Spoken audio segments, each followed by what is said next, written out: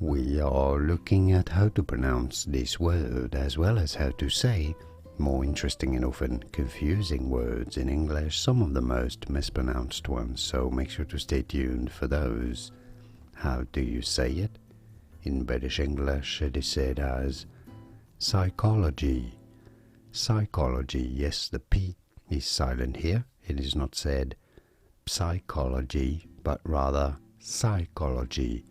Psychology, with an emphasis on that second ka syllable. In American English it is said rather similarly as psychology. Psychology, a bit more of an open ah sound rather than an o sound.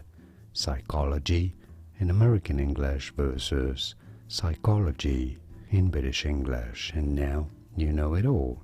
Here are more videos on how to pronounce more interesting words and names whose pronunciations aren't always obvious.